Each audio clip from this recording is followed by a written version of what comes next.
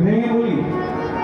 গোবিন্দ বলছেন কেন বলি পুরুষের সমগ্র গমন কেম পুরুষের আমার জিজ্ঞেস করছে সমগ্র সবাইকে গমন মানে আশা কেম কারণ কি সহজ কি করম প্রেম তোমরা কেন ভালোবাসো বৃন্দাবন সহ কুশলবা বৃন্দাবন সব ভালো আছে তো তাহে কুটির চাহনি কি মায়েরা এই যে টাকালাম একেবারে কুটির চাহনি আমরা এই লোকের দিকে তাকাই না বিশেষ করে মেয়েরা এরকম করে তাকায় করে না এই যে তাকাই আমরা রাগ হই না কারোর দিকে এই যে মেয়েরা এরকম করে তাকায় না হ্যাঁ একেবারে কুটির চাহনি তারপরে লোকের করে তাকাচ্ছে কেন কার এই কুটির চাহনি তারপরে শোনো হেরিয়া ওই ছোট নদী হোক এত সুন্দর রাত্রি দেখে তেরি তরুণী প্রতিপক্ষ স্বামীর তো ত্যাগ করে বড় কম কথা না হয়েছে ওই কারণেও করোন হতো কাহিনী বড় কম কথা না কিন্তু এত কিছু বলার পর গোবিন্দ দেখলেন বলে বলে উত্তর নেই এত হোকা হতো না হতোই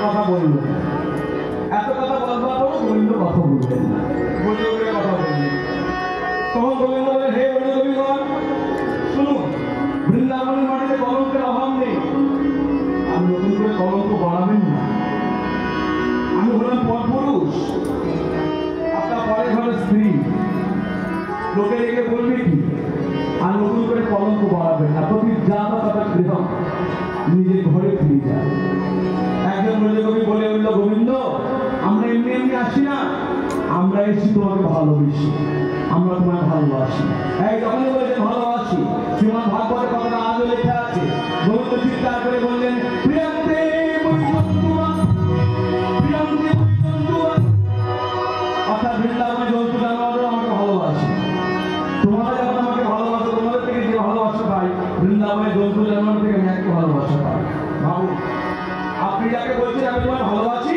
সেই যে উঠতে পারে তোমার ভালোবাসাটা জন্তু জানোয়ারের ভালোবাসাটা ভালো লাগবে যার জন্য কোনা করে তুমি বলে উঠলো গোবিন্দ আমাদের ভালোবাসা বৃন্দাবনের জন্তু জানোয়ারের ভালোবাসা এক করলে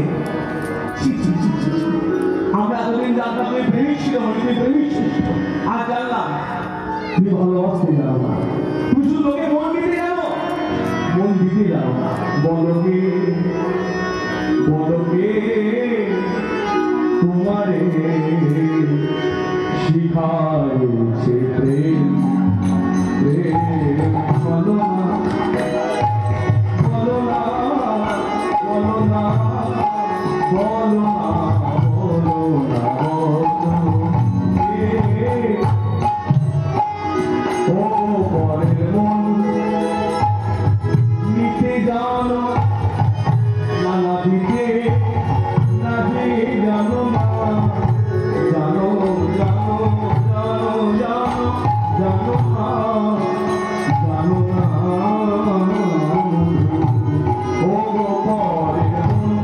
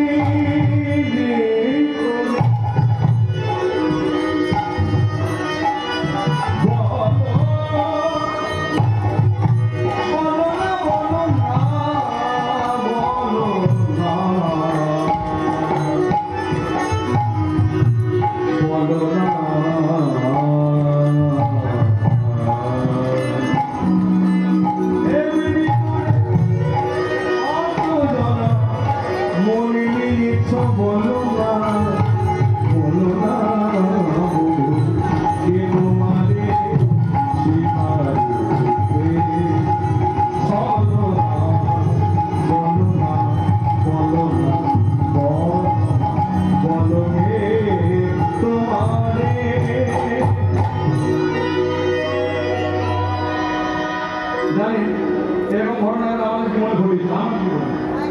আজ পশ্চিম বর্ধমানে কীর্তন করতে গেছি, খুব মন দিয়ে শুনি। 4 দিনের কীর্তন, মানে 4 দিন আমি কীর্তন করবো। 2 দিন এমনি না, 3য় দিন রাত্রে আসি না, তারপর সকালে পুঞ্জভঙ্গ করে বাড়ি। 3য় দিন রাত্রে রাত্রিটা কীর্তন হয়ে গেল, রাত্রি প্রায় 1টা-1.5টা বাজে, ওখানে সন্ধ্যে থেকে কীর্তন আরম্ভ হয়, মানে রাত্রে 8টা থেকে আসলে আরম্ভ হয়ে যায়, প্রতিদিনই তাই।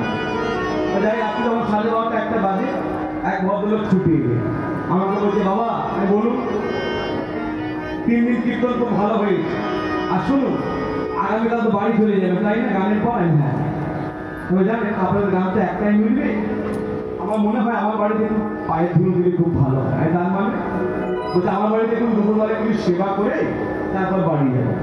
আমি সেবা মানে কি সেবা? বলছি একটু ভাত ডাল তরকারি যে আয়োজন করবো। আমি বেশ 14 দিন কীর্তন শেষ হয়ে গেল, প্রায় দুপুর 1টা বাজে।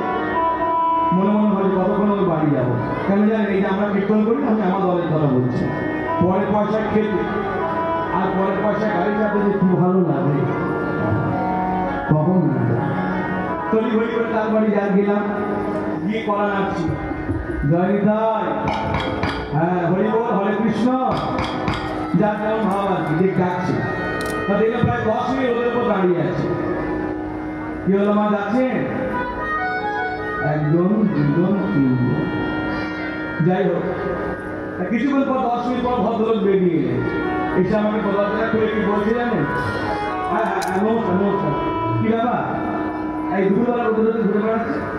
যান বাড়ি যান, কি বিশ্রাম করুন, শরীর খারাপ করবে, একটু ডাবে জল খাবে। কি ভাববো, হয় লোকটা একটা বদ্ধ পাগল, আমরা তো ইচ্ছা করে ডেকে এনে অপমান করছি, ভাববো না? তুমি তো খেতে থাকবে কাল, আর আজকে এসে বলছে কেন বাড়ি যাও, গিয়ে জল খেয়ে ঘুমো হয়ে যাও। ঠিক গোপীদেরও তাই অবস্থা। হ্যাঁ হ্যাঁ চলে গেলাম, কি করবো, নাক নেই লজ্জা নেই। হ্যাঁ সত্যি এমন ঘটনা, কত কি ঘটনা ঘটে কত বলবো। এই তো কত পরশুদিন যার বাড়ি ছিলাম, এই কবির সামনে দাঁড়িয়ে বলছি, বোলপুর বলে একটি জায়গা, বোলপুর কারো কি যেতে হয়। দুঃখের কথা কি জানেন, যার বাড়ি থাকতে দিয়েছি, প্রচন্ড গরম, দুপুরবেলা 2 দিনের কীর্তন ছিল, দুপুরবেলা শুয়ে রয়েছি, ভদ্রলোক বারবার এসে পাখাটা বন্ধ করে দিয়ে যাচ্ছে, বারবার এসে পাখা বন্ধ করে জিজ্ঞেস করুন, আমি মিথ্যে কথা বলছি, আবার লাইটটা বন্ধ করে দিয়ে যাচ্ছে, বলছে সাজা হাওয়া সাজে দিয়ে বসে। আমি কমিটিকে ডেকে বললাম, কাছে ফিরে কোনো হোটেল থাকে না, আমার বলুন আমি চলি। হ্যাঁ তাই এরকম বহু ঘটনা ঘটে। হ্যাঁ কিন্তু আমাদের মানিয়ে নিতে হয়। হ্যাঁ আর আমাদের মান সম্মান করে কিছু না, ওকে খেয়ে পরে খাওয়াই গতর্থ, এটা তো সবাই খেয়ে হয়েছে। আমার খাওয়া দাওয়া করতে খুব কম, আমার জায়গায় বাঁ দিকে খায় আর ডান দিকে খায়। যাই হোক কথায় ফিরে আসি, ব্রজ গোবিন্দের ঠিক কেমন অবস্থা। গোবিন্দ ডেকে আনলো, ডেকে এনে বলছে কি ব্যাপার, কেন এলে, ফিরে যাও ঘরে। তখন সবই ললিতায় গিয়ে গোবিন্দ ঘরে ফিরতে বলছে, কোন ঘরে ফিরবো? ছিল একটা ঘর, তৎক্ষণাৎ ছেড়ে গেছে। ছিল কুল, ছিল মান, ছিল লজ্জা, ছিল সহ্য, ছিল ধৈর্য, সব গেছে তোমার জন্য। তুমি সব ভেঙে চুরে তৎক্ষণাৎ করে দিয়েছো।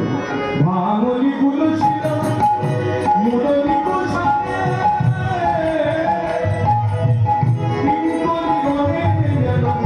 কেসে ভোগে আমি। ভাঙলি কুল ছিল মুরলি কোষানে,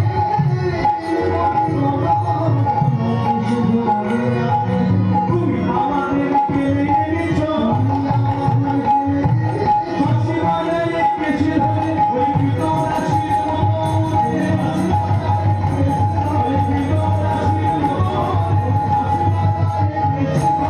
তুমি আমাদের করে বলে যেন এসে ভরিয়ারে।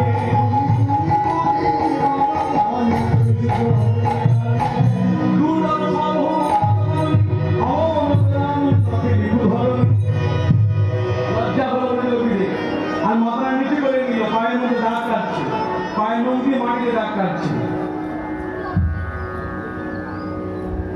আমরা করি না, দেখবেন মেয়েদের যখন কেউ অপমান করে লজ্জা করে, মানে লজ্জা দেয়, তখন তাদের একটা ভাব হয় না, বাড়ির নতুন বউকে দেখবেন আপনি অপমান করে দেখবেন, সে কিন্তু মুখ ফুটে বলতে পারে কিন্তু তার অঙ্গভঙ্গিতে প্রকাশ পায়।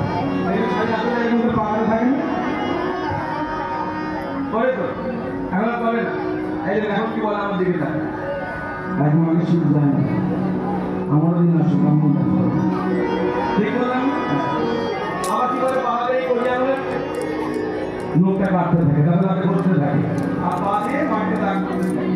এরা তাই করছে অমন কিন্তু বলবে মাথাটা নিচু করে দিয়েছে, মাথাটা নিচু করে দিয়েছে আর পা দিয়ে দাগ কাটছে মাটির মধ্যে। কেন বলছে হে মা ধরিত্রী তুমি দুভাগ হয়ে যাও, আমরা তোমার গর্ভে প্রবেশ করি। কি বলে লোকদের লজ্জা জানো গোবিন্দ সব ছিল তুমি ভেঙে ফেলে দর্শন করে দিয়েছো। আর